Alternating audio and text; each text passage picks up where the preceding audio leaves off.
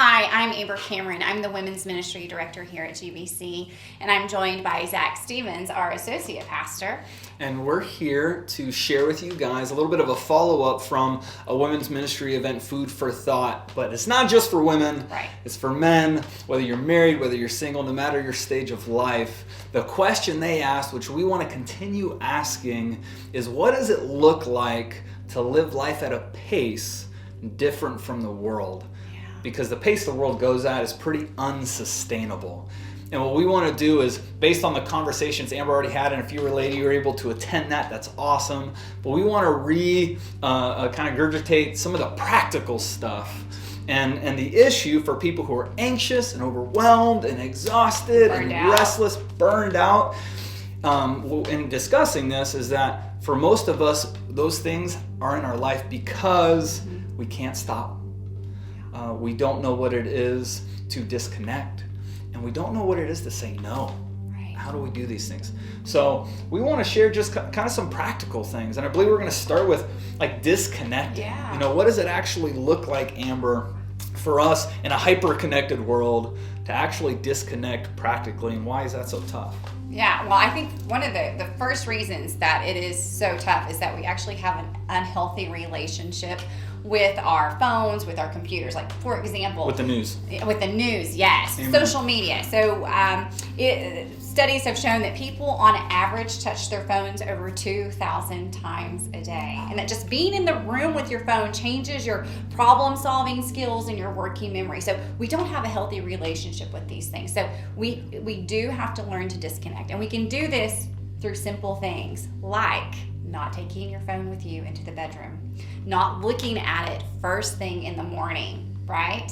Not being mindful of how many notifications you have turned on and that little ding that goes off throughout the day that tells you that it's time to pull away from whatever important thing you're doing and do this instead, which causes us to be less intentional always with the people that we are around. And if it's not your cell phone, it can very much be, like you said, the news feed, right? Yeah. So I wonder how many people wake up in the morning and the first thing they do is open up their laptop and just scroll through the news and see what's going on in the world around. Bombard your mind and your spirit with the chaos out there, as opposed to opening up the Word. Right, and exactly. And because these things are so controlled, what you see as far as news goes is going to be different from what I see, because it's curated for us personally.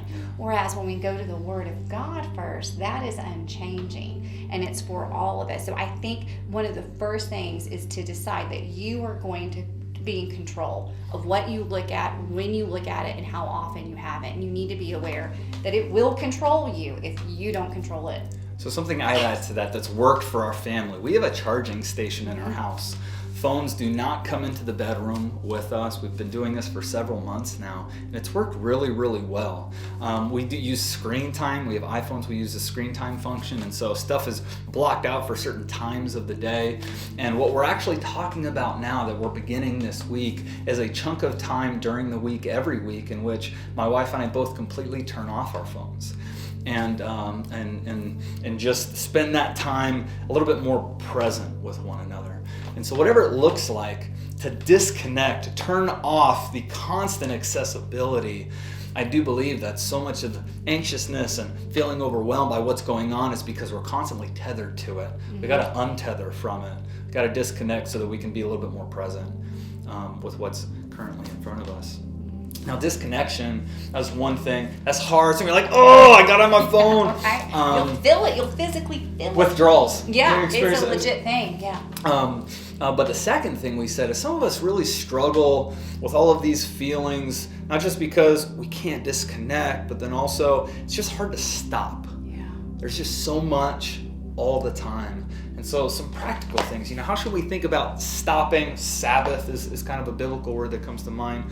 What are your thoughts? Oh, I'm glad that you said Sabbath, because that's actually, I think, the best way to strengthen those disconnection skills and to strengthen our stopping skills, because it is countercultural. It is countercultural to rest. And so I think that implementing a Sabbath day, a 24-hour time period, or working towards a 24-hour time period, if that sounds a little too terrifying, but starting to practice a time to stop, a deliberate time to stop, is one of the best ways, I think, to move out of that place of hurry and anxiety and move into a place of rest. So you can do that, I think, first by looking at your week and saying, okay, what time frame do I want to set aside? Because that's really what Sabbath is about. It's about setting aside a time to stop and delight in the things God has given you, right? Not delighting on Instagram, but delighting on the things in the things that God has given you. Not Netflix, not the news. Right. And it also doesn't mean just staring at a wall and doing nothing. There's this beautiful aspect of delighting and enjoying the things around you. So maybe it's a really great meal with friends at your dining room table. A hike.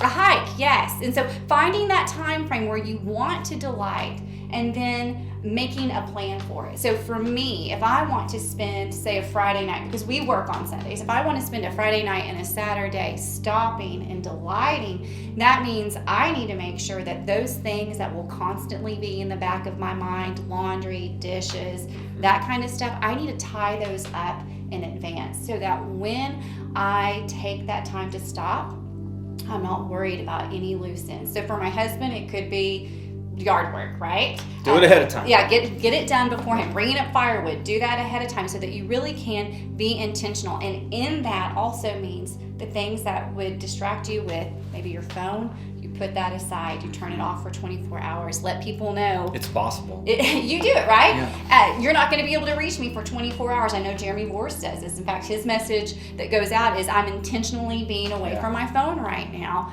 because we want to be intentional during that time in thinking about God, what He's done for us, enjoying it, bringing our family into it. And as a parent, for me personally, it's really good to model this for my children. But I also think, man, I wish I had been doing this when I was younger, when I was single, because rest is life-giving. And I think that's the key when you ask, okay, well, is this a Sabbath, or am I experiencing? Yeah. Do you have a period of time in your week in which you come out of that period and you feel ready for what's going to bombard you for the next 5 or 6 days? Or is your rest, studies have been done where people who, when they veg and watch TV for hours and hours or video games for hours of hours, it's active unrest. So your brain isn't actually resting, but it's not doing anything. And so it's this weird muddled middle where you're not experiencing any sort of refreshment. Do you have a period of time? And so perhaps disconnecting is a giant part of it. Setting aside tasks and burdens that you have to do is a part of it. But the goal is, and I have small children, so for those of you like, no, I have kids and no excuse. It's not an excuse. Do we have that time where we come out and we're like, ooh, okay, I can go the next 6 days. I can run that race, that sprint, knowing the sprint's going to end again, and I get to be refreshed. And that looks different for everyone. So for you all, your family, how are you going to start? So for us, we're actually doing a Thursday evening dessert where all of us just kind of gather together. We eat. We're going to read a psalm together, and then we're turning everything off until later in the day on Friday. And so we'll be disconnected from screens and all those sorts of things. And we're looking for activities to do together where we can enjoy things together.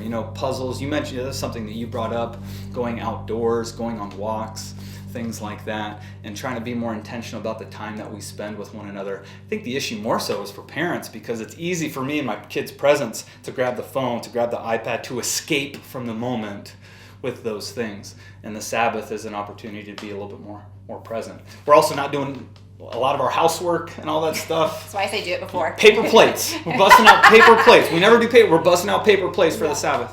And there's grace in this. Lots of I think grace. it's so important that we talk about the grace, because we've tried to do our 24-hour Sabbath multiple weeks in a row, and we haven't been able to nail it down because we forgot to take care of this, or we had this commitment that we've forgotten about, and it's a practice. The principle is just stopping.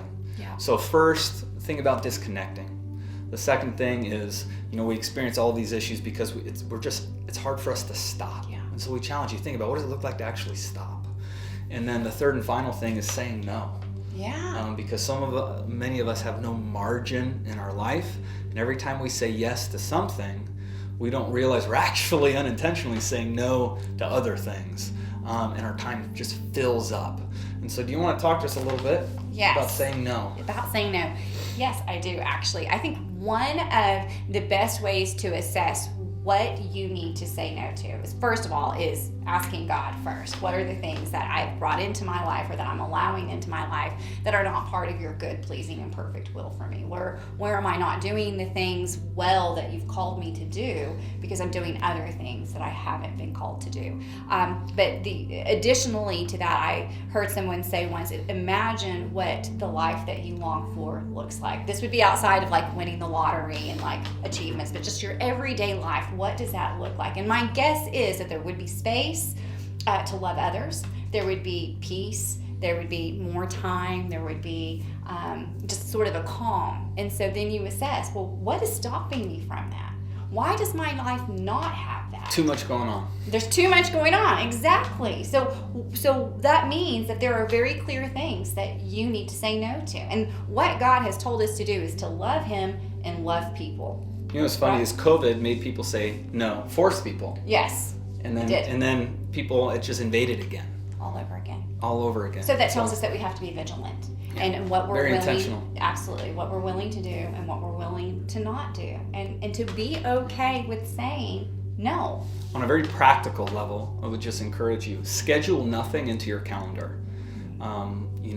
People want to do things. You're like, oh, we have nothing going on Thursday night. Well, actually, when I say schedule nothing, you write nothing on the calendar, and that means I'm not going to put anything there.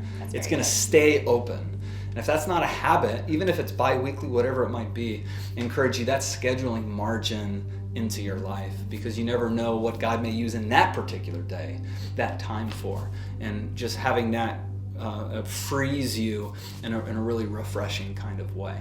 So we have disconnecting. Yes.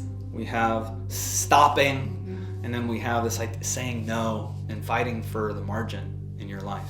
And we just encourage you, as you think about changing the pace of your life and trying to run that pace in a countercultural kind of way, to live these three things out. If you have questions, reach out to us. If you have your own ideas, practical ideas, please feel free to share. But we wanted to do this again as a follow-up for Food for Thought, because there was a lot of really great stuff shared that we wanted other people to get to hear about. So any closing thoughts?